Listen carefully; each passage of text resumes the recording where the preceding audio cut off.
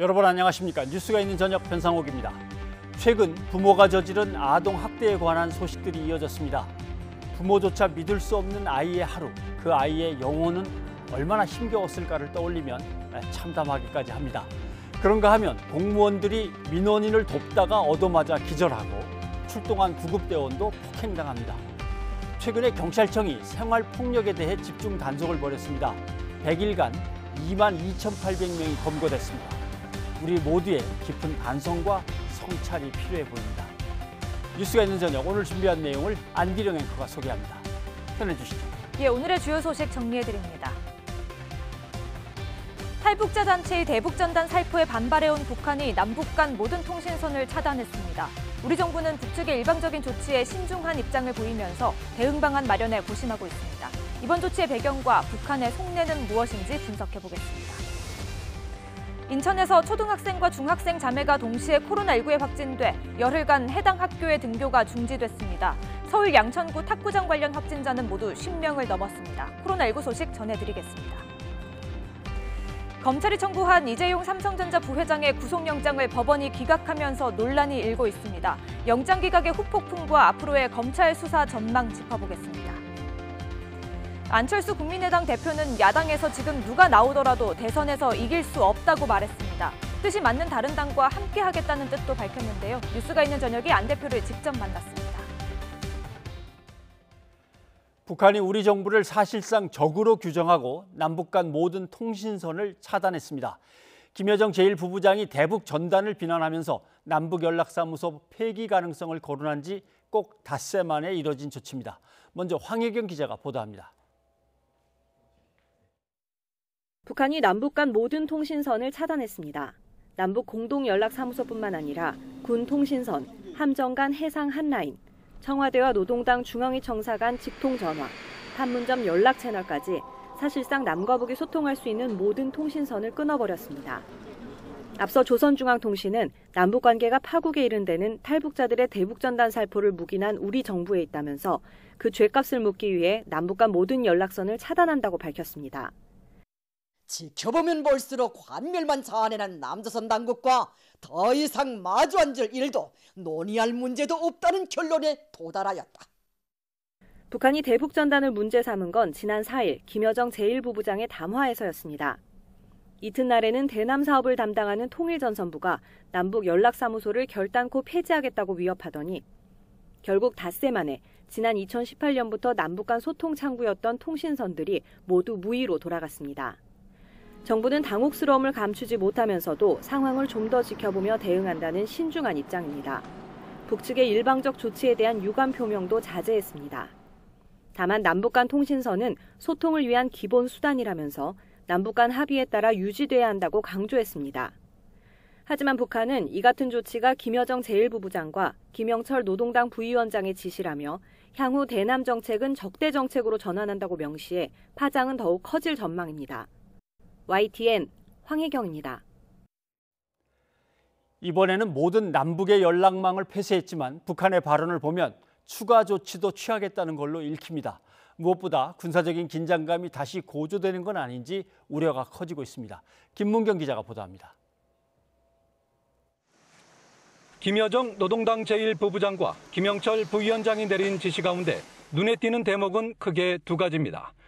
대남 사업을 적대 사업으로 전환하고 단계별 적대 사업 계획을 심의했다고 밝힌 부분입니다. 그러면서 연락망 차단이 첫 단계 행동이라고 강조해 추가 조치를 예고했습니다. 이번 조치는 남조선 것들과의 일체 접촉 공간을 완전 격피하고 불필요한 것들을 없애버리기로 결심한 첫 단계의 행동이다. 향후 예상되는 조치는 지난 4일 김여정 제1부부장의 담화에도 일부 언급됩니다. 대북 전단에 응분의 조치가 없으면 개성공단 완전 철거나 공동연락사무소 폐쇄, 남북 군사합의 파기 등을 각오하라고 경고한 겁니다. 추가 조치의 단서를 따라 우리 정부의 대응을 보며 행동하겠다고 압박했습니다. 가장 우려되는 부분은 2018년 맺은 9.19 군사합의 파기로 적대 행위를 전면 중지한 이 합의를 파기할 경우 긴장이 다시 고조될 수밖에 없습니다.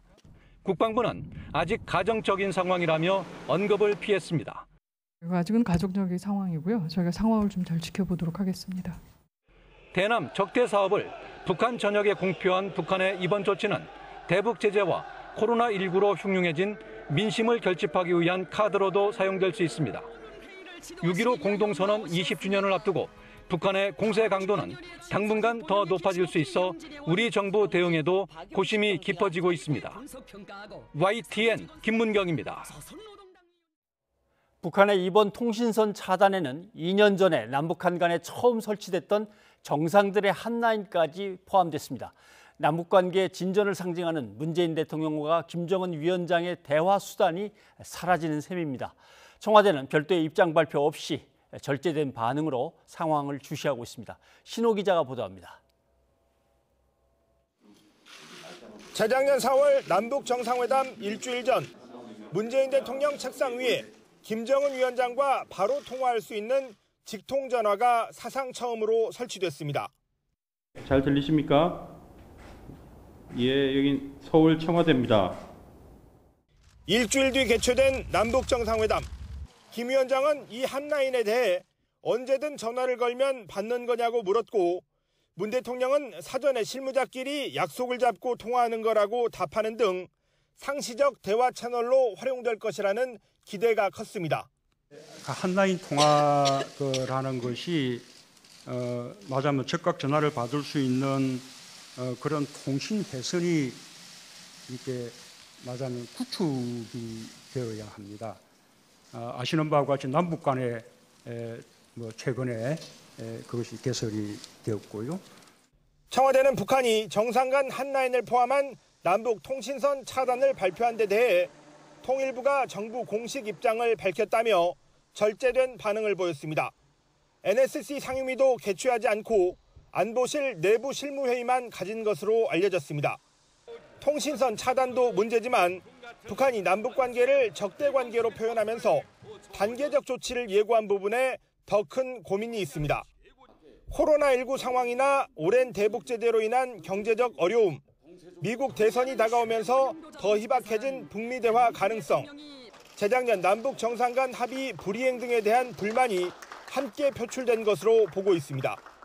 문 대통령이 올해는 남북관계 운신의 폭을 넓히겠다면서 대북 제재와 무관하게 남북이 할 수 있는 일을 먼저 하자고 한 제안에도 북한은 아무 반응을 보이지 않았습니다. 여건이 좋아지길 마냥 기다릴 수는 없습니다. 우리는 현실적인 제약 요인 속에서도 할 수 있는 일들을 찾아서 작은 일이라도 끊임없이 실천해 나가야 합니다. 친서나 특사 파견 가능성도 거론되는데 지금으로서는 북한의 의중을 파악하는 것이 우선입니다. 다음 주 6.15 남북 공동선언 20주년을 계기로 문 대통령이 남북관계 진전을 위한 대북 메시지를 다시 낼지도 주목됩니다. YTN 신호입니다. 네, 보신 것처럼 북한이 연락사무소 폐쇄를 넘어서 모든 소통 채널을 차단하겠다고 밝혀 남북관계가 중대 기로에 놓였습니다. 북한의 진짜 속내가 뭔지 세종연구소의 홍현익 수석연구위원과 함께 얘기를 나눠보겠습니다. 어서 오십시오. 안녕하십니까. 예. 어제 오전에는 이제 남측에서 연락을 했더니 연락이 닿지 않아서 네. 상당히 좀 긴장을 했는데 또 나중에 전화를 하니까 받았단 말이죠. 그래서 네. 그렇게까지 또 심하게는 안 나가나 보다 했는데 오늘 이렇게 뻥 하고 터져버렸습니다. 진짜 완전히 이제 끝짠 얘기일까요? 아니면 뭐 다른 노림수가 있는 걸까요? 일단은 조건부로 보이고요. 조건부라는 거는 이제 김여정 얘기에도 나오지만 남한에서 법을 제정해서 확실하게 대북전단 못 보내게 할 때까지는 우리는 행동의 자유를 갖고 있다. 남한이 아주 귀찮아하는 일들을 많이 할 수 있다라고 했는데 거기에 이제 조건이 법을 제정해서 완전히 제한한다면 대화할 수도 있다. 또 김여정이 자기가 개성공단이나 금강산 또 뭐 철도 연결이나 뭐 하여튼 남북 대남 사업의 총책이라는 거를 이제 거의 드러냈기 때문에 네. 우리 책임 있는 당국자가 김여정하고 담판을 해서 잘만 돌파할 수 있다면 할 수도 있는 거기 때문에 북한으로서는 지금으로서는 더 이상 참을 수가 없다. 왜냐하면은 지금 북한이 얼마나 사실 어렵겠습니까? 그렇죠. 경제는 대한민국의 50분의 1로 추락했고 그다음에 코로나로 몹시 힘든데 환자도 발생 안 했다 그러니까 환자 있다라고 아우성할 수도 없고 그다음에 북한으로 들어가는 물자 다 줄어들었고 중국으로부터도 거의 없고 무역도 줄어들었고 그러니까 뻔하죠. 굉장히 예. 어려운데 단지 남한하고 잘 지내서 뭔가 얻어보려고 했는데 맨날 준다 그러고 실제로 주는 건 아무것도 없고 못 주는 이유를 봤더니 미국의 눈치를 보냐고 못 주더라. 그러니까 남한하고 관계를 개선하는 게 우리한테 별 득이 안 되는구나. 예. 그렇다면 끊자. 끊어도 좋다는 끊자가 아니라 끊어도 좋으니까 더 해꾸지 같은 사항을 하는 건 용납 안 하겠다. 울고 싶은데 뺨 때려준 거죠. 전단 살포한 게. 예. 조선중앙통신을 보면 이제 우리 정부를 향해서 배신자, 뭐 네. 쓰레기, 상당히 이제 격한 표현들이 나와서 그건 탈북자. 탈북자들 탈북자, 향해서 예. 예. 그래서 화가 좀 많이 났구나라고 했는데 실제로 남북 간의 대화 채널을 모두 끊어버릴 정도로 그렇게 보니까 우리 존엄을 왜 건드리냐? 네. 우리 영혼의 핵이다. 우리 존엄께서는 네, 네. 뭐 이런 표현이 나오는데 그 이제 전단의 내용이 정말 그렇게 심각합니까? 전단 내용이 과거에는 대한민국이 굉장히 그 민주주의 체제가 잘 돼 있고 예. 번영을 누리고 있고 아주 생활이 풍족하다. 그래서 우리 같이 좀 대화도 하고 소통해가지고 잘 지내보자 뭐 이런 거였는데 예. 최근에는 김정은에 대한 비난이 일색입니다. 그래서 이를테면 고모부를 살해한 인강백정, 형까지 살해하냐. 그다음에 핵을 없앤다라고 해놓고 주민은 고열을 짜가지고 핵을 만드는 위선자. 예, 그러니까 이런 것들이 만약에 김정은이 봤다 그러면 정말 뭐 말할 수 없이 화가 나겠죠. 예. 가뜩이나 주민들이 어려워가지고 체제의 정당성이 완전히 지금 희박해져 가고 있는데 그거를 그리고 이제 뭐 핵 미치광이 김정은을 때려 부숴라 뭐 이런 내용이니까 주민을 선동해서 체제를 붕괴시키려고 하는 대한민국으로부터 그런 게 날라온다 그거죠. 예. 근데 우리 정부가 그 판문점 선언이나 9.19 평양에서 남북 정상 합의의 내용에 보면 서로 간에 비방하고 그런 거는 하지 않는다라고 그렇죠. 돼 있는데 예. 우리는 뭐 그 민주주의 체제에서는 민간 단체가 하는 걸 어떻게 최선을 다해서 막았다라고 하지만 그들로 봐서는 하여튼 남한에서 날라오니까 어쨌든 대한민국은 우리랑 도저히 상종 못할 집단이다 이렇게 보는 거죠. 예, 알겠습니다. 보니까 이 진짜 뭐 이렇게 예를 들면 독재자 이렇게 네, 하면은 그 정도가 뭐 아니라, 정치적 비난이니까 뭐 그렇다고 치고 뭐 독재 좀 하니까. 네. 근데 이것은 뭐 고모부를 그다음에 뭐 타향살이하는 형님까지 뭐 가서 어떻게 뭐 이렇게 하니까 상당히 좀 격한 어떤 대남 어떤 거기다 하나가 더 있어요. 예. 최근에 들려오는 소문인데요. 예. 저도 정말 이게 사실인지는 확실하진 않는데 이게 그 언론을 통해서 나온 거 보면 탈북자들 중에 극히 일부가 페트병 같은 데다가 코로나균을 넣어서 보내서 북한에 코로나를 퍼뜨리면 소말리아 수준의 의료 체제밖에 안 되니까 북한 체제는 붕괴할 것이다. 무너뜨리자. 그러니까 그런 소문이 이게 진실이 아니라도 김정은이나 김여정의 귀에 들어갔으면 이렇게 강력하게 저항할 가능성도 있는 거죠. 네. 그러니까 그거 설마 사실이 아닐 아니길 거라고 좀 빌겠습니다. 뭐 생각이 됩니다만은. 예. 그런데 우리 국정원하고 북한 노동당의 통일 전선부 사이의 한 라인은 그냥 남아 있는 모양입니다. 이게 남겨놓은 것은 어떤 이유가 있나요? 그러니까 군통신선이나 청와대 뭐 직통전화 뭐 이런 건 다 일단 중단했는데 예. 국정원 라인은 이게 사실 마지막 최후 통로라고 이제 볼 수 있고 또 하나 남북 관계를 완전히 끊는다기보다 조건부기 때문에 예. 잘한다면 다시 해볼 수도 있다. 그리고 통로가 김여정이라는 걸 지금 알려준 셈이기 때문에 제가 볼 때는 우리 뭐 고위 대북 특사 같은 거를 보내서 이런 돌파구 마련이 해야 될 시점이 아닌가. 네. 오늘 조선중앙TV도 이제 이 통신선의 차단을 보도를 했는데 그 내용을 한번 듣고 다시 한번 얘기를 나누죠.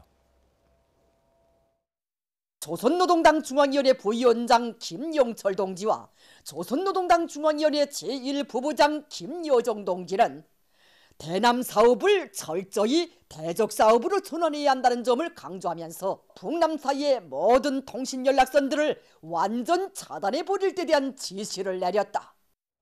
예, 대남 사업이 민족의 뭐 하나됨 어쩌고 저쩌고 이런 거 필요 없고 이제는 적대적인 관계에서의 대적이다. 이렇게 이제 확 규정을 해버리니까 저 부분이 상당히 좀 이렇게 무겁게 와닿더라고요. 그러니까 이게 최후 통첩 성격이 좀 있고요.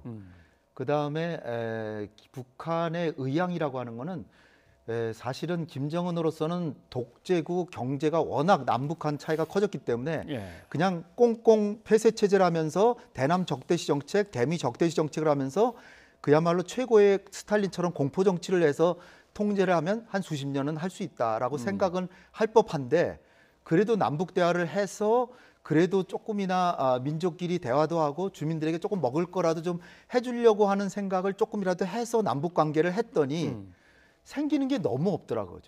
그리고 한국이 같은 민족끼리 우리 민족끼리 방식으로 우리 정상끼리 합의한 거는 다 지켜야 되는데 이를테면 뭐 철도 연결, 도로 연결, 뭐 금강산 관광 재개, 개성공단 재개 이런 거를 해야 되는데 약속하고 미국한테 물어와서 미국이 안 된다 그러니까 하나도 안 하니까 그렇다면은 자기 김정은 입장에서는 공포 정치를 하면 쉽게 통치할 수 있는데 조금 배고프지만 쉽게 통치할 수 있는데 그럼에도 불구하고 같이 대화를 해서 좋은 관계를 해서 좀 다른 방향으로 통치를 해나가려고 했는데 얻는 게 너무 없더라. 그리고 한국이 너무 미국 눈치를 보더라. 이런 것들을 아주 노골적으로 매일 얘기를 하고 있습니다. 그러니까 우리가 남북 관계를 재개하려면 전단살포 문제도 해결해야 되지만 미국과의 관계에 있어서 대북 문제에 있어서는 상당한 자율성을 확보하는 모습을 보여주지 않으면 그들은 쉽게 대화에 응하지 않을 것 같습니다. 근데 연락 채널의 폐기를 이제 선언하면서 주체로 떠오른 사람 중에 이제 김여정 제1부부장 이거는 어떤 실세로 등극하고 있는 걸 갖다 확실히 보여주는 건가요? 그렇죠. 일설에는 뭐 김정은의 아들은 뭐 10살도 안 된 거 아닙니까? 아들이 딸이 아들인지 딸인지. 그러니까 만약 김정은이 유고면 북한 체제는 어떻게 될 거냐? 그 김씨 백두혈통을 이어가야 된다라는 그 집안 가족 회의가 있었을 거예요. 김정철, 뭐 김경일을 포함해서 다 모여가지고 얘기를 해서 그러면은 일단 나는 주민들에게는 자유로운 지도자 역할을 할 테니까 그래서 내치를 하면서 주민들 뭐 평양에 인민병원도 세워주고 뭐 한다 그러고 나쁜 역할은 뭐 여정이 너가 해라. 그렇게 한 거라고 이제 역할 분담을 했다고 볼 수 있고요. 또 하나는 혹시라도 김정은을 위해하려고 하는 사람들에게 나를 죽여봐야 여성이지만 내 동생이 할 수 있다라는 거를 은근히 보여주는 게 아닌가. 근데 이제 김정은의 자식이 성장을 하면 그때는 김여정은 이제 뒤로 물러날 가능성이 좀 있지 않을까. 남성과 여성에 대한 것이 사회주의 공산주의 체제에서는 또 달리 우리하고 좀 다를 수도 있지만 뭐 여성이라고 하고 여동생이라고 하지만 얼마나 강력한 리더십을 갖고 있는지 한번 좀 미리 한번 보여줄 수 있고요. 공산주의이기도 하지만 가부장적인 체제이기 때문에 유교 전통과 왕조에서 그 독재 체제로 갔기 때문에 민주주의를 모르거든요. 그리고 유교 문화에서 남성 우위가 좀 상당히 좀 심화돼 있어서 그래서 김여정이 똑똑한데도 불구하고 후계자 되긴 좀 어려운 형편입니다. 그렇군요. 이번 기회에 아주 강한 모습을 보이긴 합니다만, 자 이제 우리 정부의 문제입니다. 뭐 북에서 생각하면 그 풍선 날리는 거 하나 제재를 못하고 말이야 이렇게 할지 모르지만 법으로는 이미 사법부 판단에는 표현의 자유는 좀 놔두라. 아주 위급한 순간이 닥쳐오는 게 아니라면 이렇게 돼 있는데 그렇다고 뭔가를 취하려고 그러면 또 야당 쪽에서는 북한이 뭐라 그랬다고 그렇게 쩔쩔매면서 따라가냐 이렇게 된단 말이죠.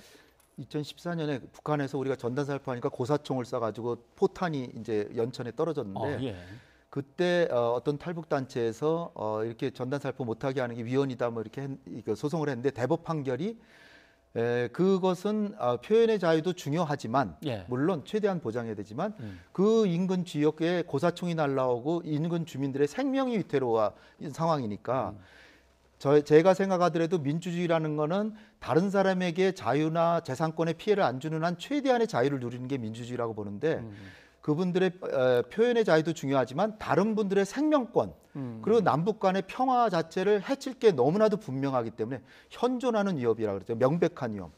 그래서 그런 경우이기 때문에 지금 대한민국의 5천만 인구 중에 몇 명이 표현의 자유를 위해서 이런 그 남북 간의 관계가 상당히 악화돼서 자칫하면은 우발적인 전쟁이라도 날 수 있거든요. 예를 들어서 그들이 전단 날라오는 거를 자기 지역에 날아오는 나쁜 물건을 막기 위해서 고사총을 쐈는데 그거에 지난번에는 피해가 없었기에 망정이지 사람이 우리가 다쳤다. 그럼 우리는 보복해야 되겠죠. 그러다가 교전이 되고 전쟁이 되면 그러면 그분의 표현의 자유로 인해서 우리는 전쟁까지 해야 되나. 따라서 위험성이 너무 크고 그리고 얻는 득보다 실이 너무 크기 때문에 제가 볼 때는 입법 조치를 하더라도 일단은 남북 관계를 평화롭게 해서 빨리 남북 관계 재개해서 중소기업도 살리고 통일적으로 나가야 되는 게 중요하지 않을까 저는 그렇게 생각합니다. 일단 실질적인 위험이라고 하면 접경 지역에 있는 주민들은 지금 얼마나 공포에 떨고 있겠습니까? 그런 것들도 이제 감안을 해야 될 전단 거고요. 살포할 때 이분들은 전부 방공으로 들어가 있고 다 그렇답니다. 네, 그러니까 알겠습니다. 이제 이분들은 밤에 몰래 보낸다 그러는데 밤에 몰래 보내도 그들이 무조건 언제 보복하면은 쏘는 또 거는 자기네들은 정당방위라고 하면서 보복하면 결국은 주민들은 피해를 보죠. 네, 알겠습니다. 아무튼 그동안 미국의 트럼프 대통령과 문재인 대통령 그리고 김정은 위원장과 했던 어떤 것들은 성과들은 뭔가 좀 다시 이제 점검을 하고 폐기 처분해야 되나 고민을 해야 될 그런 시점이 아닌가 걱정도 되네요. 네, 오늘 고맙습니다. 감사합니다.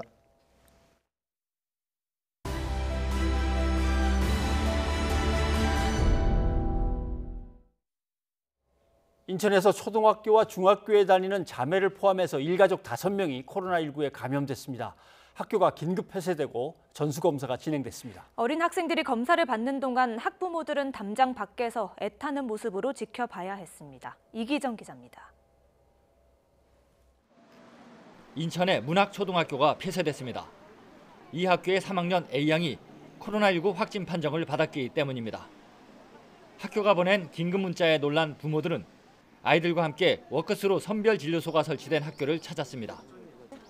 검사 대상은 A양과 함께 지난 8일 등교했던 1356학년 홀수번 학생과 교직원 등 380명. 한꺼번에 아이들이 몰리면서 통제하는 선생님도 바빠졌습니다. 자, 옆으로 좀 나와주세요. 면봉을 이용한 검체 검사에 공포감을 느끼는 아이들을 달래느라 검역 요원이 애를 먹기도 하고 담장 너머로 이 과정을 지켜보는 부모들은 제발 양성 반응이 나오지 않기만을 바라며 애가 타들어갑니다. 조심하고 살아왔는데 학교에서 이렇게 빵 터져버리니까 지금 아이들의 부모도 그렇고 이제 같은 미추홀구의 남인천 여중학교도 상황은 유사합니다. 문학초등학교 확진자인 A양과 이 중학교의 확진자인 14살 B양은 자매 사이.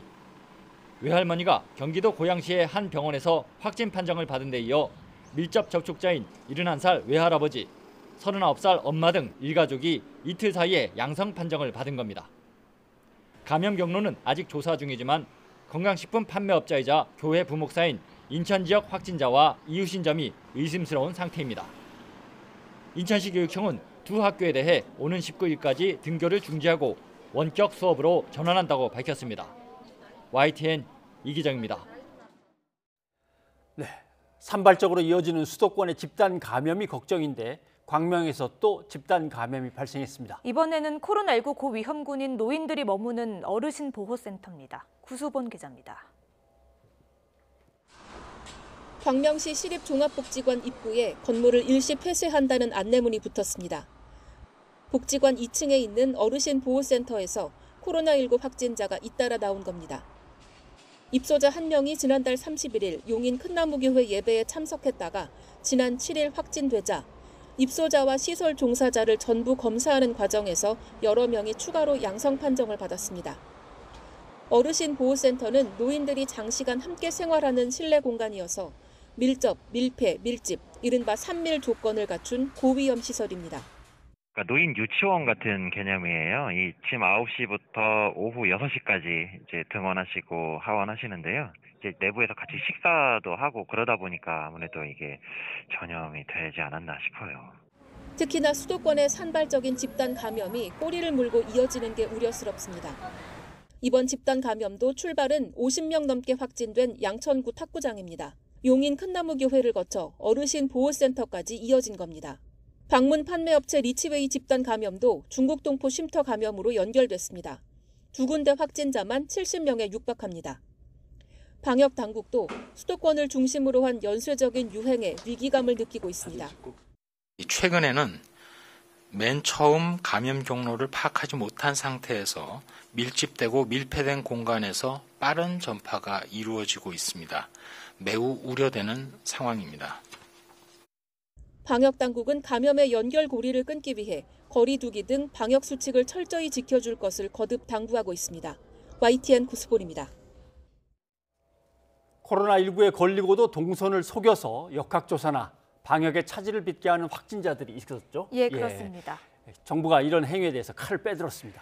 거짓 진술뿐 아니라 방역 정책을 방해하는 행위에 대해서는 구속 수사를 원칙으로 하기로 했습니다. 홍선기 기자입니다. 지난달 인천의 한 학원 강사는 이태원 클럽을 찾았다가 코로나19에 걸렸지만 직업이 없다고 거짓말을 했습니다. 결국 역학조사가 늦어지는 사이 이 학원 강사의 제자를 시작으로 7차 감염까지 일어나고 말았습니다. 비난이 두려워서 역학조사의 거짓을 말하는 것은 우리 사회의 일원으로서 책임감 있는 자세가 아닙니다. 이러한 행동은 나와 우리 가족과 이웃, 사회 모두에 위험을 끼치게 된다는 점을 명심하시기 바랍니다. 방역 지침이 제대로 지켜지지 않은 쿠팡물류센터에서는 관련된 확진자가 100명을 넘어서는 집단 감염으로 번졌습니다. 무허가 방문 판매 업체인 리치웨이에서는 방역 수칙을 어기고 영업을 하다가 확진자 수십 명을 쏟아냈습니다. 앞으로는 이처럼 거짓말이나 방역 수칙을 위반해 정부의 방역 정책을 방해하는 행위에 대해 구속 수사가 원칙으로 적용됩니다. 법무부는 계획적으로 역학조사를 거부하는 행위를 구속 수사 대상으로 명시해서 동선을 속이는 행위에 대한 엄단 의지를 분명히 했습니다. 또 허위 신고로 대규모 인력을 출동하게 하는 등 정부 방역 정책을 적극 방해한 경우도 구속 대상으로 지목했습니다. 재판에서도 실형이나 벌금 상한액이 선고되도록 하고 형량이 부족하면 적극 항소하겠다는 뜻도 밝혔습니다.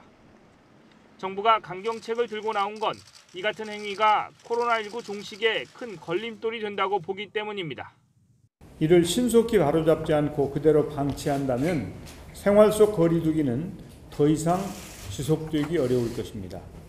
경찰까지 나서서 적극 수사 의지를 밝힌 가운데 정부의 이번 조치가 얼마나 효과를 낼 수 있을지 주목됩니다. YTN 홍성기입니다. 대구시가 긴급 생계자금 수십억 원을 잘못 지급한 것으로 드러나 긴급 환수에 나섰습니다. 영세 자영업자와 일용직 근로자 등에게 가야 할 돈인데요. 공무원과 교직원, 군인 등에게 잘못 지급한 것으로 드러났습니다. 허성준 기자입니다. 코로나19 사태로 서민 경제가 뿌리째 흔들린 대구. 외출 자제와 사회적 거리 두기가 이어지면서 자영업자와 소상공인들은 말 그대로 벼랑 끝으로 내몰렸습니다. 지금 대구 시민들은 지금 당장 먹고 사는 게 위급한데 지금 우리 서민들은 뭘 먹고 사는지 모르겠어요. 사태가 심각해지자 대구시는 예산을 쥐어짜 2,700억 원을 마련했습니다. 이 돈으로 기준 중위소득 100% 이하 43만 가구에 50만 원에서 90만 원씩을 긴급 생계자금으로 지원했습니다. 이분들이 지금 임대료도 못 내서 절절매고 있습니다. 여기서 생존하지 못하면 회생이란 없습니다. 이분들이 생존할 수 있도록 지원해야 됩니다. 하지만 이 가운데 수십억 원이 잘못 지급된 것으로 드러났습니다. 경제적 타격이 없어 지급 대상에서 제외된 공무원과 교직원, 공공기관 임직원 등 3,900여 명이 긴급 생계자금을 받아간 겁니다. 지금까지 확인된 금액만 25억 원. 대구시는 뒤늦게 환수에 나섰습니다. 이 신청을 받고 최종 환수 대상자로 확정을 하고 긴급 생계자금 납입 고지서를 발부해서 납입할 수 있도록 조치할 계획입니다. 대구시는 지원 대상에서 제외된 것을 모르는 공무원 가족 등이 신청해 받아간 사례가 많다고 해명했습니다. 하지만 대구시가 자체 기준에 따라 신청을 받고 이를 검증해 지급했다는 점에서 책임을 면하기는 어려워 보입니다. YTN 성준입니다.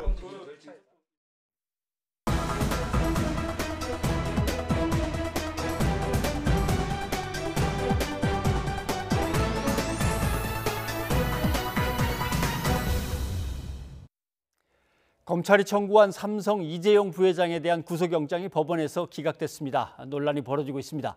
앞으로 검찰 수사는 어떻게 흘러가게 될지 매주 화요일 이 시간 시사 파일 코너를 책임질 양지열 변호사와 함께 얘기를 더 나눠보겠습니다. 어서 오십시오. 네, 안녕하세요. 영장이 기각됐습니다. 예. 기각될 거라고 예측은 하셨죠? 저는 옳다 그르다를 떠나서 발부 가능성이 높다라고 좀 그랬어요? 생각을 했었습니다. 예. 먼저 홍성욱 기자의 자세한 리포트를 한번 들어보고 얘기를 나누도록 하죠.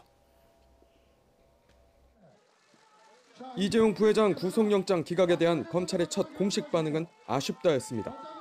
불법 경영권 승계 의혹이라는 사안의 중대성과 지금까지 확보한 증거 등을 비춰볼 때 법원 판단을 수긍하기 어렵다는 겁니다.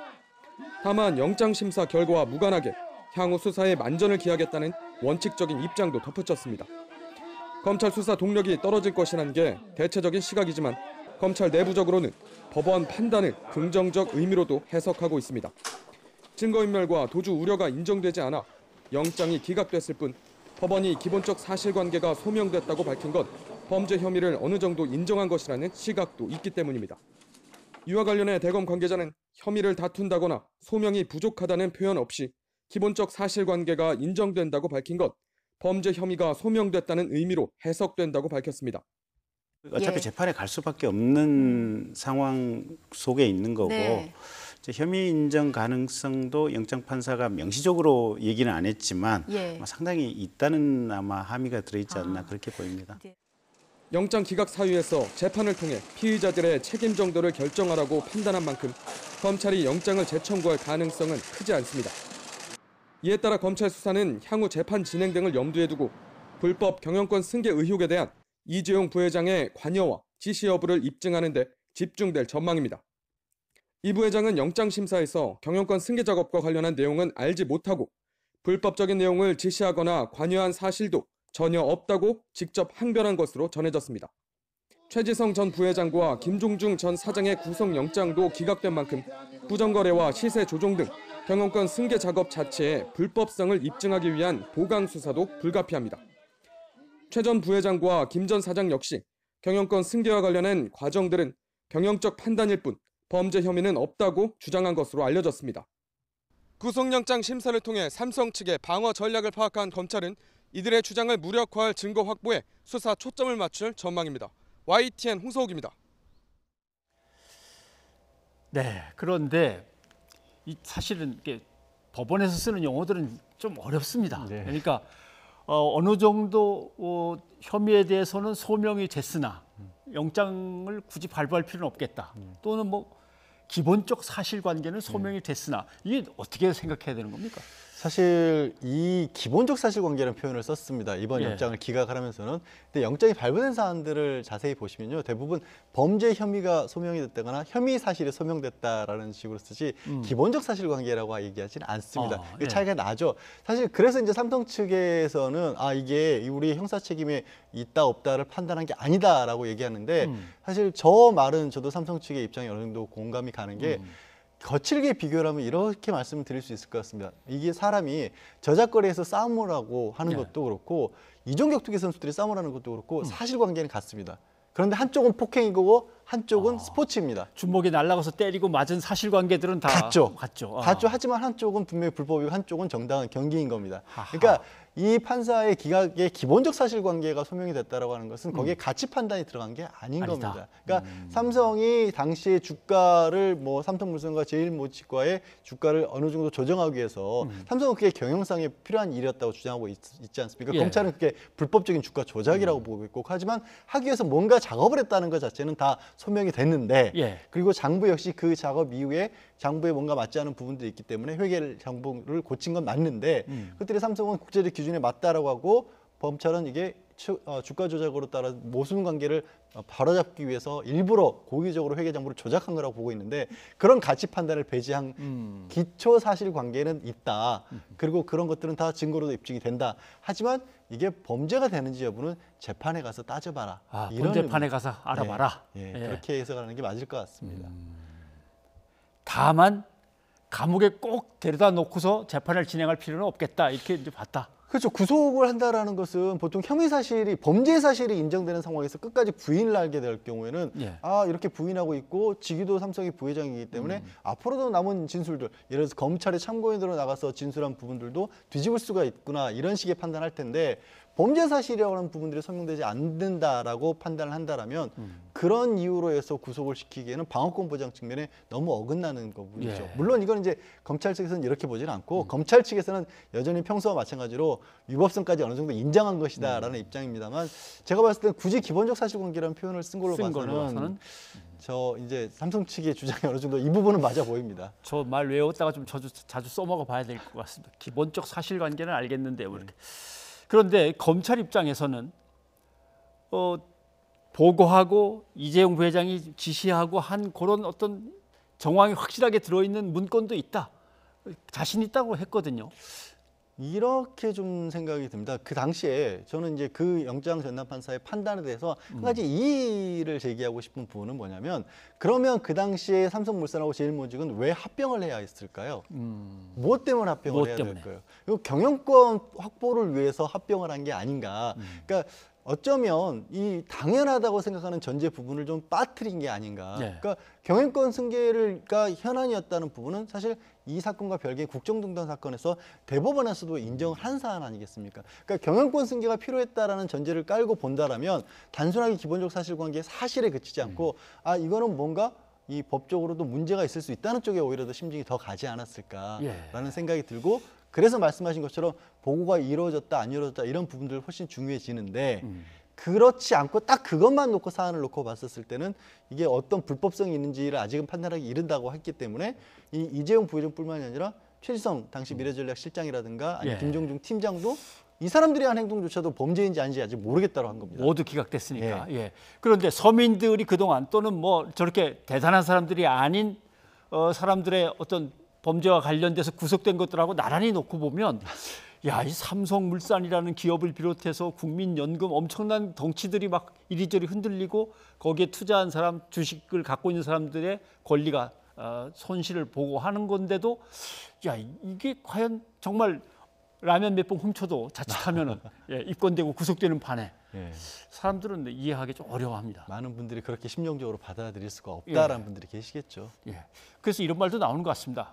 법은 만인한테 평등하다는 게 딱 10,000명, 대기업에 있는 10,000명들한테만 이런 얘기까지 나오는데 글쎄요 그렇게까지 뭐 얘기해야 될지는 모르겠습니다만 그러면 앞으로 검찰 수사에 대한 이제 어떤 심의위원회까지 열리고 불구속 기소로 갔으면 검찰의 수사는 어떻게 진행이 됩니까? 검찰이 추가적으로 수사를 해서 덧붙일 부분들은 오히려 제가 조금 전에 말씀드린 바와 같이 그때 당시에 그런 행동들이 이재용 부회장이 꼭 했어야만 하는 이유가 뭔가라는 부분들의 어떤 원인, 동기 이런 부분들을 조금 더 적극적으로 소명하는 것이 필요해 보이고요. 그런 기초적인 어떤 수사 자료 같은 것도 다 아마 어느 정도 포함이 돼 있지 않을까 싶습니다. 다만 이 영장전담판사 물리적으로도 뭐 공소장 자체가 150쪽에 증거 기록은 20만 페이지에 이른다고 하는데 그걸 하루새 검토한다는 게 불가능했을 것이고 또 그 부분이 아마 8시간 반이라고 하는 긴 영장실실 심사에서 이 검찰과 변호인단이 경론을 벌이는 과정에서도 크게 부각은 안 되지 않았을까. 어쩌면 검찰 측에서는 이건 너무 당연한 전제로 두고 시작했을 수도 있다는 생각도 좀 듭니다. 아무튼 이제 구속에 대한 이제 심사가 벌어지고 있고 그 벌어지기 직전부터 이재용 부회장이 없으면 삼성이 흔들리고 삼성이 흔들리면 나라 경제가 흔들리고라는 기사가 막 쏟아져 나왔는데 그 점에 대해서는 어떻게 생각하세요? 저는 뭐 경제 전문가는 아닙니다만 그 두 개를 왜 등치를 시키는지는 좀 이해가 안 갑니다. 왜 더더군다나 이제 법률적인 면을 말씀드릴 수 있는 게 국정농단에서 이재용 부회장이 유죄 판단을 받았던 부분들은 뭐냐면 회사 돈을 빼돌려서 개인적인 이익을 위해서 뇌물을 줬다는 겁니다. 삼성 피해자입니다. 이 사건 같은 경우도 삼성물산과 제일모직의 주주들이 일부는 피해를 봤다고 물론 이 부분도 아직까지는 확정된 게 없지만 여전히 피해를 입었다고 주장을 하고 있고 뭐 장부상 이익이 개인적으로는 4조 5천억을 얻었다 아니면 8조 가량의 삼성 경영권을 이익을 얻었다라는 얘기가 나오는데 그럼 삼성이 왜 위기에 빠졌을까요? 그러니까 이재용 부회장이 위기에 빠졌다라는 것은 맞는 얘기입니다만 이재용 부회장의 위기가 곧 삼성으로 이어지는 건지는 저는 뭐 의문이 들 수밖에 없습니다. 이제 삼성은 이 이제 본원 재판에 가서 이제 나름대로 이재용 부회장을 끝까지 이제 지켜야 되는데 삼성 측은 어떻게 대응할까요? 지금 일단은 성공적인 방어를 했다라고 자체 평가를 하고 있을 것이고요. 그러면 사실 구속이 안 됐기 때문에 어찌 보면 검찰 입장에서도 이걸 서둘러 재판을 넘기거나 서둘러 재판을 진행할 이유도 없습니다. 시간을 충분하게 두고 삼성 입장에서 방어 전략들을 세워나갈 수가 있게 된 겁니다. 사실은. 6개월이란 구속기간 제한이 없어졌기 때문에 재판이 뭐 1심, 2심, 뭐 대법원까지 언제 어떻게 끝날지 모르는 그런 상황이 들어가 버린 겁니다. 알겠습니다. 국민들은 그래도 사법 정의라는 거에 대해서 지금 갸우뚱하면서 지켜보고 있는데 재판은 또 한번 어떻게 진행되는지를 봐가면서 얘기를 나눠야 될 것 같습니다. 변호사님 고맙습니다. 네, 고맙습니다. 이해찬 더불어민주당 대표는 원 구성이 이번 주를 넘겨서는 절대 안 된다며 넘기면 원내대표의 책임이라고 말했습니다. 이 대표는 전당대회 준비위원회 첫 회의에서 당원이 요구하고 국민이 엄청난 성원을 보냈는데 합당하지 않은 이유로 끌려다닌 것은 아주 잘못된 관행이라며 불만을 드러냈습니다. 이어 이번 주를 넘기면 아무리 의석을 몰아줘도 결과를 내지 못하는 당으로 국민께 비칠까 걱정이라고 덧붙였습니다. 주호영 미래통합당 원내대표는 원구성 협상에 진전된 것이 없다면서 오는 12일 본회의 개의에 동의할 수 없다고 선을 그었습니다. 주 원내대표는 원내대책회의 이후 기자들과 만나 상임위원장 배분이 먼저 정해져야 본회의도 가능하다고 밝혔습니다. 그러면서 원 구성이 합의될 가능성은 전적으로 더불어민주당의 결단에 달렸다면서 국회의장의 상임위원회 강제 배정 역시 있을 수 없는 일이라고 강조했습니다. 최근에 실시된 한 여론조사 보실까요? 21대 국회의 가장 시급한 과제로 경제개혁과 검찰개혁 그리고 정치개혁에 이어 언론개혁이 순위권에 자리하고 있습니다. 또 다른 조사에서는 가짜뉴스를 보도한 언론사에 대해 이른바 징벌적 손해배상제를 도입하자는 주장에 국민의 81%가 찬성하기도 했습니다. 이처럼 언론개혁에 대한 국민적인 요구가 커지는 가운데 정청래 더불어민주당 의원이 징벌적 손해배상제의 도입을 주요 내용으로 하는 언론중재법 개정안을 대표 발의했습니다. 가짜뉴스임을 알면서도 피해를 입힐 목적으로 보도하는 경우 피해액의 3배를 넘지 않는 범위에서 언론사에 손해배상을 청구할 수 있도록 했는데요. 정 의원은 지난 2013년 19대 국회에서도 비슷한 법안을 발의했지만 당시에는 국회를 통과하지 못했습니다. 정 의원은 국민의 알 권리와 표현의 자유도 중요하지만 아니면 말고식의 가짜뉴스가 피해자에게 물질적인 손해는 물론이고 언론에 대한 국민의 신뢰도 떨어뜨린다고 주장했습니다. 언론계 내부에서는 징벌적 손해배상제에 대해 권력과 자본을 감시하는 언론의 역할을 크게 위축시킬 수 있다는 반론도 내놓고 있는데요. 이에 대해 누리꾼들은 법적인 규제에 앞서 언론 스스로 지금까지의 보도 관행에 대해 돌아볼 필요가 있다고 지적하고 있습니다.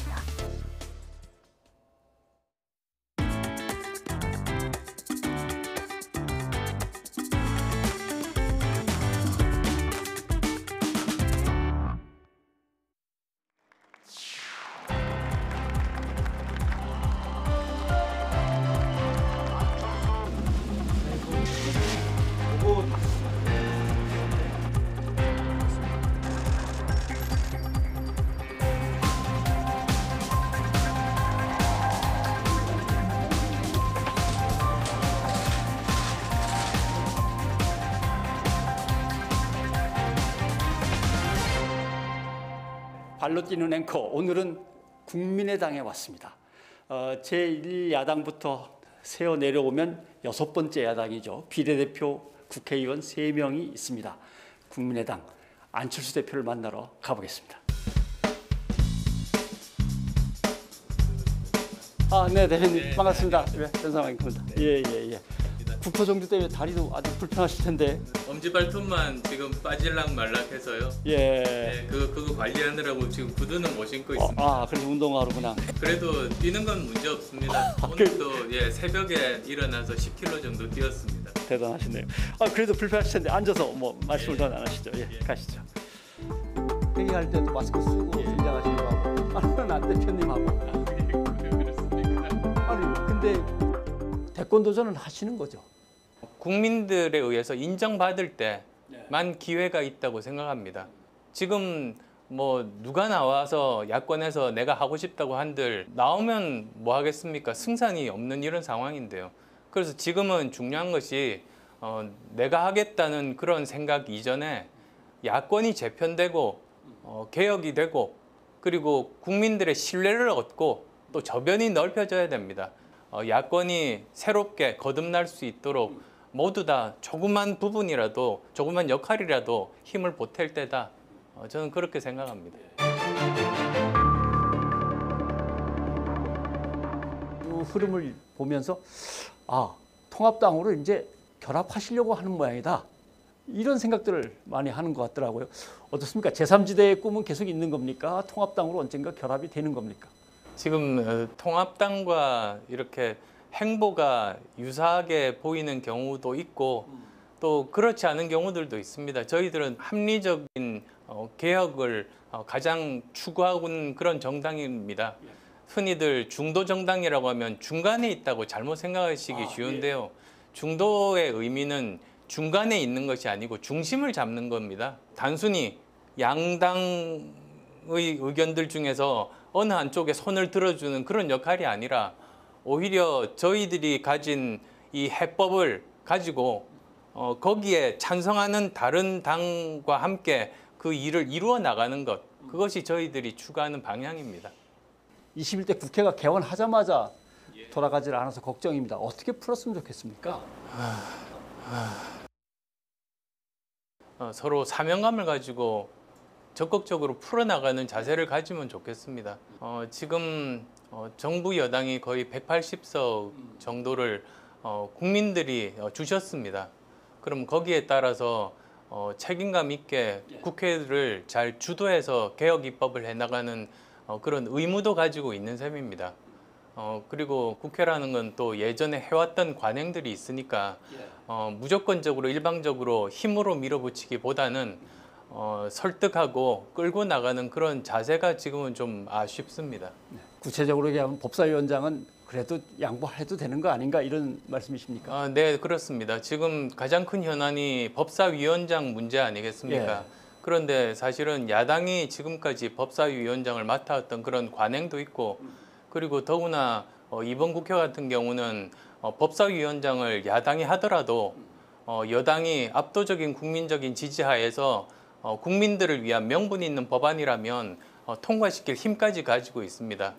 그래서 뭐 그렇게 여당에서 국회를 파행을 감수하면서까지 그렇게 고집 피울 이유는 없다고 생각합니다. 혹시 잘 안 풀렸을 때 3차 추경안 논의도 안 하겠다든가 이렇게 해서 국가의 어떤 명운과 관련된 일들이 진행이 안 될까 봐 이제 걱정이 큰데요. 사실 만약에 그런 뭐 상임위원장을 여당이 다 가져가는 그런 사태가 일어난다면 그러면 이번 추경안뿐만 아니라 21대 국회 전체가 마비가 될 겁니다.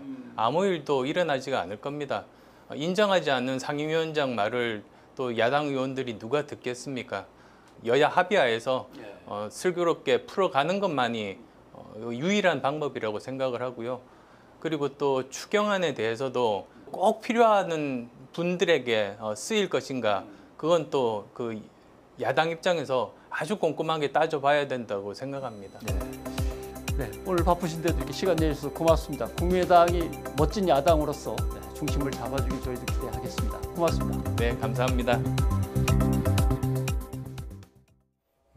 지난 총선 이후 안 대표 인터뷰는 처음 보는 것 같은데요. 직접 만나보니 어떠셨습니까? 거대한 여당, 야당 사이에서 제3지대를 개척해야 되는데 가운데서 중심을 잡고 뭐 중도 개혁을 외칠 수는 있는데 이걸 이슈화해서 두 거대 정당을 끌어당기면서 리드해 가려니까 이제 그게 무슨 방법이 있을까 고심하는 것 같고요. 그중에 역시 같은 겁니다만은 여당이 거대 여당이 돼버렸기 때문에 슈퍼 여당의 소수 정당으로서 어떻게 맞설까 그 고민도 좀 깊어 보였습니다. 그리고 저는 또 궁금했던 게 정치와 마라톤에 무슨 연관이 있는지 그리고 홍범도 백선엽 장군 이야기는 뭔지 궁금했거든요. 저도 뭐 물어보려고 했는데 시간이 짧아서 우선 정치 현안만 묻고 끝났습니다.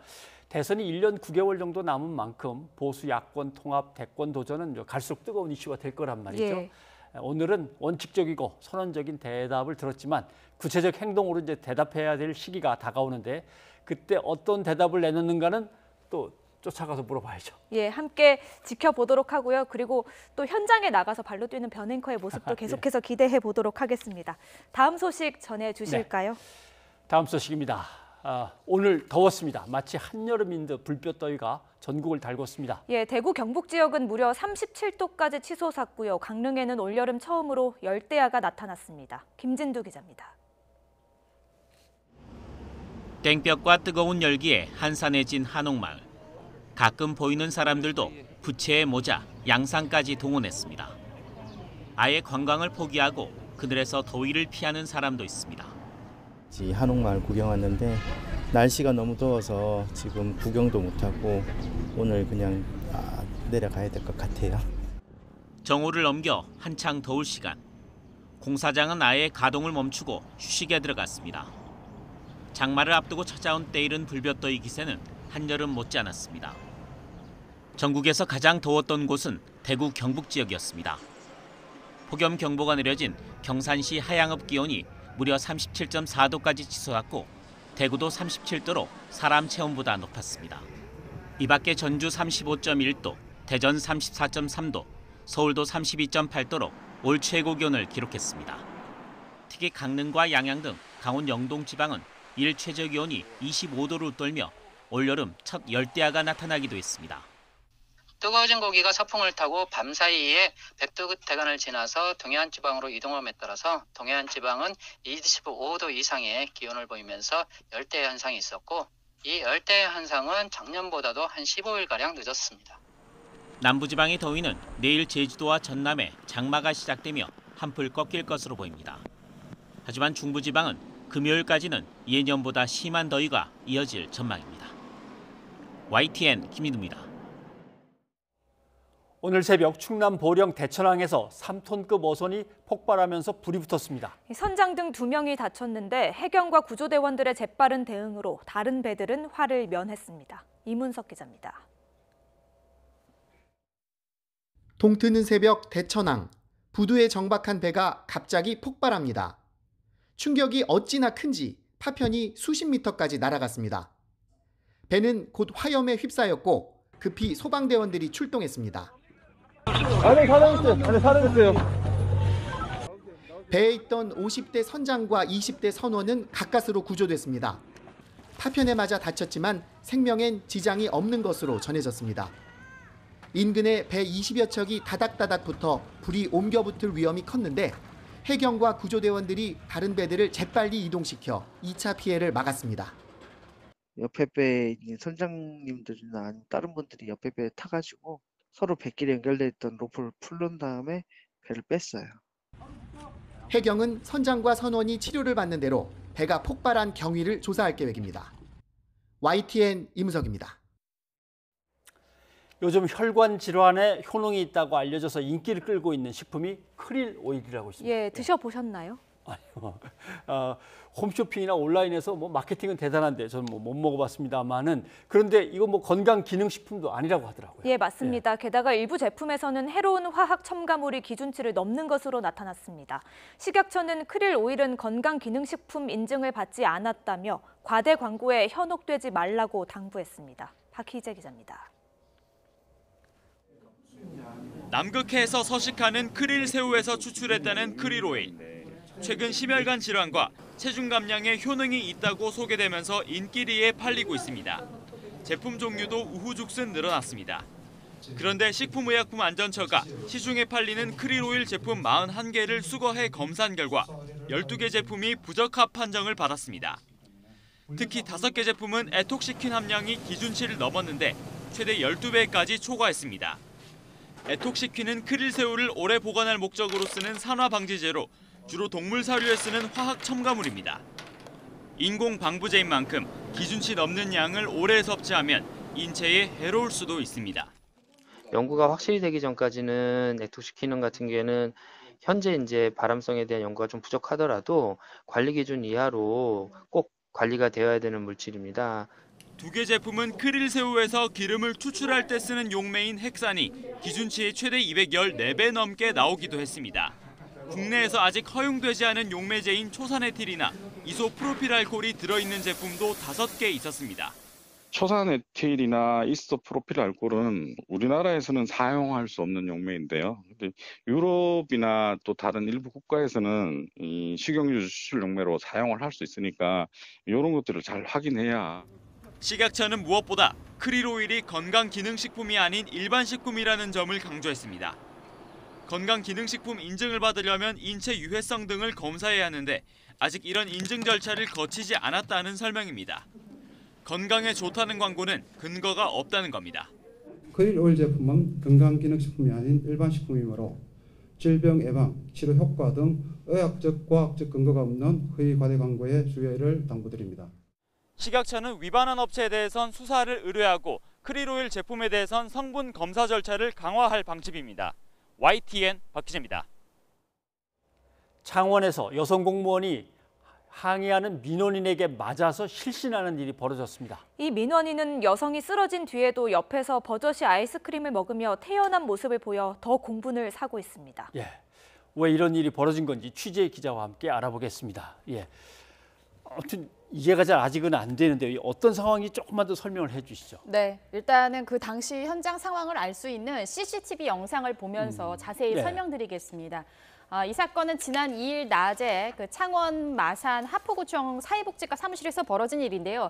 지금 보시는 저 40대 남성 구청을 찾았는데 지금 테이블에 통장을 던지고 있습니다. 이후에 이제 구청 직원들과 대화를 나누고 이제 자리에 앉아서 기다리고 있었던 모습인데요. 아이스크림을 먹던 이 남성 갑자기 이제 시간이 흐르고 이제 구청 직원이 오는데 이 대화 중에 욕설을 하기 시작합니다. 욕설이 한동안 오갔고 이후에 이제 통장을 거칠게 흔들면서 이제 고성이 오가자 이후에 이제 담당하던 직원들이 하나둘씩 모여들면서 말리기 시작했습니다. 자, 그런데 이 남성 갑자기 이제 손을 거칠게 흔들더니 통장을 집어 던지고 바로 이 보이시는 여성을 향해서 두 차례나 폭행을 했는데요. 폭행당한 여성 바로 구청 복지 담당 계장이었습니다. 남성의 폭행에 그 자리에서 쓰러져서 바로 그대로 실신을 했는데요. 놀란 다른 직원들이 달려들어서 말린 뒤에야 폭행이 끝났습니다. 이 가해 남성은 피해 공무원이 쓰러진 상황에서도요. 지금 보시는 것처럼 태연하게 아이스크림을 먹기도 했습니다. 당시 사무실에 함께 있었던 동료 공무원의 설명 들어보시죠. 순간 생긴 일이라서 계장님도 그 대응을 못하고 그대로 넘어가시면서 의식을 잃어버리셔가지고 경찰 신고하고 119 출동하는 동안도 그 경찰 신고하는 저한테도 그거 와서 이렇게 폭력을 하려는 걸 다른 남자 직원이 말려서 그까지는 안 갔거든요. 예, 잘 이해가 가지 않는데요. 왜 이런 일을 벌였다고 합니까? 일단 이 가해 남성의 이야기를 좀 들어보면은 지난해 3월에 출소를 했는데요. 출소한 이후에 긴급 생계비를 매달 50만 원씩 받아왔습니다. 자, 그런데 이 긴급 생계 지원금이 제때 들어오지 않았다며 구청을 찾아서 항의를 한 건데요. 이 피해 공무원은 폭행 당시에 뒤로 넘어지면서 탁자에 머리를 부딪혀서 뇌진탕 증세를 보이고 있고 또 얼굴에도 10cm가 넘는 피멍이 들었습니다. 현재 전치 2주 진단을 받고 입원 치료 중인데 대인기피 증세 등을 보이며 정신적 고통도 호소하고 있습니다. 또 바로 옆에서 폭행을 목격한 동료 공무원들 역시 트라우마 증세로 치료를 받고 있습니다. 네, 트라우마가 어쩌면 상당 기간 갈 수도 있겠어요. 그런데 이제 경찰 수사는 진행 중입니까? 그렇습니다. 일단 이 사건은 경남 마산 중부경찰서에서 수사를 하고 있는데요. 일단 가해 남성에 대해서 공무집행 방해와 상해 혐의로 구속영장을 신청할 계획이다라고 밝혔습니다. 피해자 측이 제출할 진단서를 기다리고 있다라고 설명을 했는데요. 창원시 공무원 노조 측도 이 가해 남성의 구속 수사를 촉구하는 3,600여 명의 공무원 서명이 담긴 탄원서를 내일 제출할 예정입니다. 노조 측의 입장 들어보시죠. 악성 민원인한테 이 당하는 일이 어제 오늘 일이 아닙니다. 전국의 지자체에 걸쳐서 상시적으로 벌어지는 고질적인 사건이라고 해도 과언이 아닙니다. 네, 이어서 허성모 창원시장 역시 이번 사건에 대해서 입장을 밝혔는데요. 공무원 폭행 사건에 대한 이 시 차원의 무관용 원칙으로 단호하게 대처할 것이다라는 입장을 밝혔습니다. 사회복지 분야 공무원들의 경우는 이처럼 이제 악성 민원에 굉장히 시달리고 있는데 민원인으로부터 받은 폭력과 폭언, 위협 피해 건수를 좀 찾아봤습니다. 지난 2018년 한 해에만 15만 2천여 건에 달합니다. 2017년에 10만 1천여 건에서 1년 만에 무려 5만 건 가까이 늘었습니다. 하지만 이에 대해서 문제를 제기한다고 볼 수 있는 고소 고발 건수는 턱없이 적은데요. 2017년에 0.01%고요. 2018년 약간 증가했지만 0.03%에 그치고 있습니다. 이 때문에 사회복지 담당 공무원들이 사회복지 서비스는 늘었지만 정작 이 업무를 담당하는 직원들은 사각지대에 내몰렸다면서 인력 충원 또 청원경찰 배치 등을 포함해 제도적인 대책 마련이 시급하다라고 목소리를 높이고 있습니다. 네. 민원인의 항의로 폭행 사건이 10만, 15만 이렇다는 거 아닙니까? 10만, 15만 건이나 잘못을 저질렀을 리는 없고 이거는 어떤 시민의 의식 문화의 문제인 것 같습니다. 우리가. 그 통계에는 이제 폭행, 폭언, 뭐 업무 방해 등 여러 가지가 모두 다 함께 들어가 있는 통계 자료입니다. 네, 알겠습니다. 뭐 민원이 있으니까 뭐 어떨 때는 짜증도 나고 화가 날 수도 있지만 담당하는 공무원들도 우리의 가족이고 이웃인데 그럴 수는 없죠. 예, 이현아 기자 수고하셨습니다.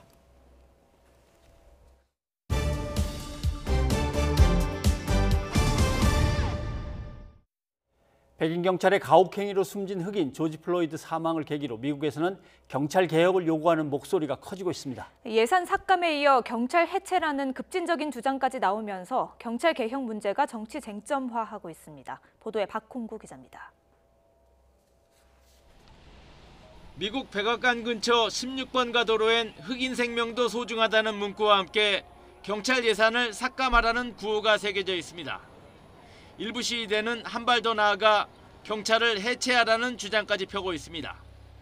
실제 플로이드 사망 사건이 발생한 미니애폴리스에서는 시의회가 경찰의 예산 지원을 중단하고 경찰 해체를 추진하겠다는 발표를 하기도 했습니다. Our commitment is to end our city's toxic relationship with the Minneapolis Police Department, to end policing as we know it. 반면 시의회와는 달리 미니애폴리스 시장은 경찰 해체에 대해서는 반대 입장을 분명히 하고 나섰습니다. I'm not for abolition of the police department. What I know is that we need massive transformational change in our department. 경찰 폐지 논란은 정치권으로도 번졌습니다. 인종차별적 발언으로 궁지에 몰렸던 트럼프 대통령은 경찰 폐지는 없을 것이란 점을 강조하며 역공을 폈습니다. 민주당과 조 바이든 대선 후보가 시위대의 과격한 주장에 동조하고 있다는 겁니다. There won't be defunding, there won't be dismantling of our police, and there's not going to be any disbanding of our police. Our police have been letting us live in peace. 민주당 측은 서둘러 선을 그었습니다. 경찰 예산 삭감을 지지하지 않는다는 입장을 밝히며 대신 경찰의 면책 특권을 제한하는 내용의 경찰 개혁 법안을 공개했습니다. That ends police brutality, that ends racial profiling, and ends the practice of denying Americans the right to have the ability to sue when they have been injured by an officer. 하지만 일부 전문가들은 현행 경찰 제도가 아닌 다른 방식으로도 공공의 안전을 지킬 수 있다고 주장하며 근본적인 의문을 제기하고 있어 경찰 개혁 논란이 뜨거워지고 있습니다. YTN 박홍구입니다. 시청취자 여러분의 의견 소개해드립니다. 네, 코로나19와 관련해서 2813님, 날씨도 더운데 코로나 사태가 상상을 초월할 만큼 심각하네요. 이제 잠잠해질 수 있었으면 합니다. 해주셨고요. 예, 유튜브에서 아름다운 나무님, 마스크 철저히 쓰고 살얼음 걷듯이 조심합시다 하셨습니다. 네, 그리고 날씨 관련해서 9330님, 그동안 더워서 고생했는데 내일 비가 온다고 하네요. 제발 이 비가 더위도 씻겨줬으면 합니다. 해주셨습니다. 예. 오늘 올여름 들어 가장 더웠는데 지금 9330님 얘기하셨듯이 내일 비 소식이 있습니다. 예, 그렇습니다. 네. 내일 오후 제주도와 호남 지역을 시작으로 밤부터 대부분 지방에 비가 내리겠습니다. 오늘은 마요의 여름이에요 들려드리고 마칩니다. 네, 저희 내일 다시 찾아뵙겠습니다. 고맙습니다. 그대와